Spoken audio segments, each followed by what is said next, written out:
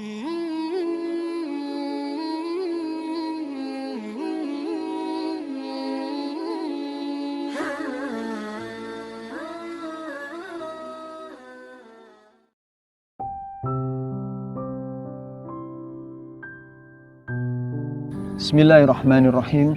Assalamualaikum warahmatullahi wabarakatuh. Alhamdulillahi hamdan katsiran tayyiban mubarakan fih kama yuhibbu rabbuna wa yarda. Asyhadu an la ilaha illallah wahdahu la syarikalah wa anna Muhammadan abduhu wa rasuluh la nabiyya wa rasulan ba'dah.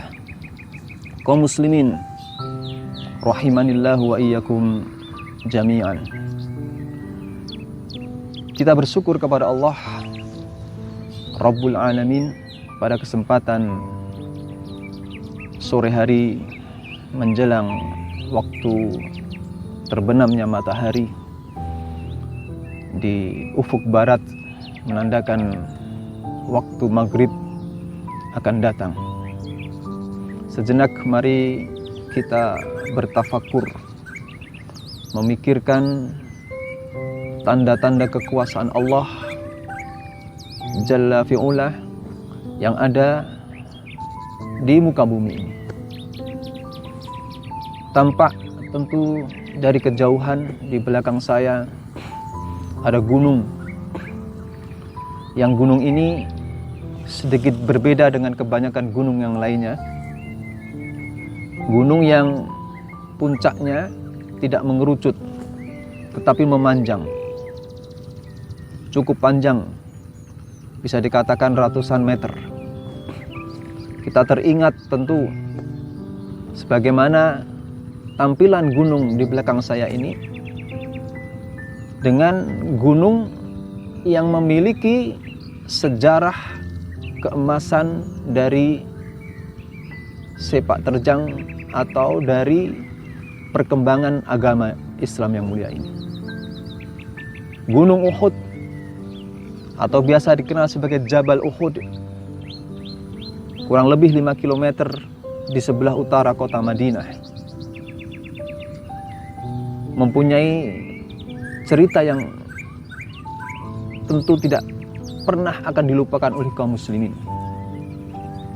Bahkan Allah Subhanahu wa taala melalui hadis yang mulia Rasul sallallahu alaihi wasallam menyatakan bahwa gunung Uhud itu adalah perbukitan yang kelak akan ada di surga sebagai perhiasan, salah satu perhiasan di surga, yakni gunung Uhud.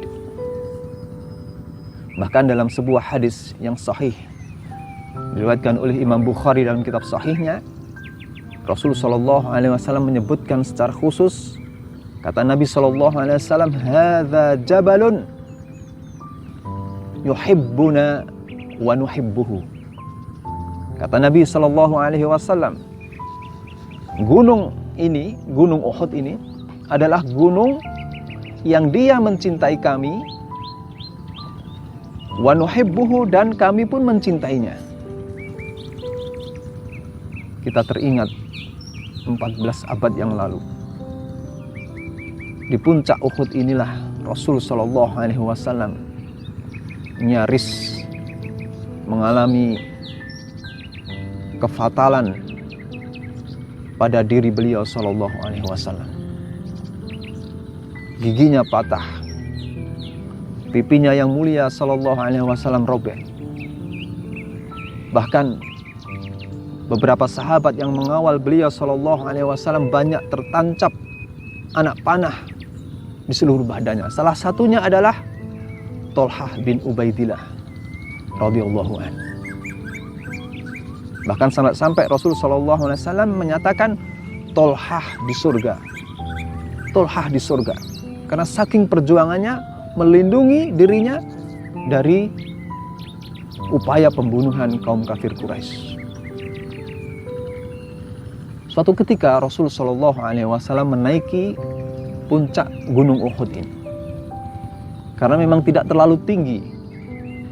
Dari permukaan laut dicatat sekitar 1000 meter sampai puncaknya. Kalau sampai dari permukaan daratan sampai puncak sekarang sekitar 300 meter. Suatu ketika Rasul Shallallahu Alaihi Wasallam menaiki puncak gunung, diikuti oleh beberapa sahabat. Di antaranya adalah Abu Bakar As-Siddiq, As-Siddiqul Akbar. Kemudian juga Umar ibnul Khattab, Al-Faruq. Juga diikuti oleh Utsman ibnu Affan, Dzunurain, radhiyallahu anhum ajmain. Ketika berada di puncak gunung Uhud itulah Uhud bergetar hebat. Kemudian Nabi SAW, sebagaimana hadis sahih diriwayatkan oleh Imam Bukhari juga dalam kitab sahihnya, Nabi SAW mengatakan kepada Uhud, uskut Uhud, diam Uhud, fa inna ma'alaika nabiyyun wa siddiqun wa syahidan, rawahul Bukhari. Kata Nabi SAW, fa inna ma'alaika, karena di atasmu ada seorang nabi, wa siddiqun, ada seorang as-siddiq, yang dimaksud adalah Abu Bakar, dan ada wasyahidan, dan ada dua orang yang kelak akan mati syahid, yakni Umar ibnul Khattab dan Utsman bin Affan. Sejarah membuktikan bahwa meninggalnya dan wafatnya Umar ibnul Khattab dan Utsman bin Affan adalah menuju kesyahidannya karena dibunuh oleh orang-orang munafik.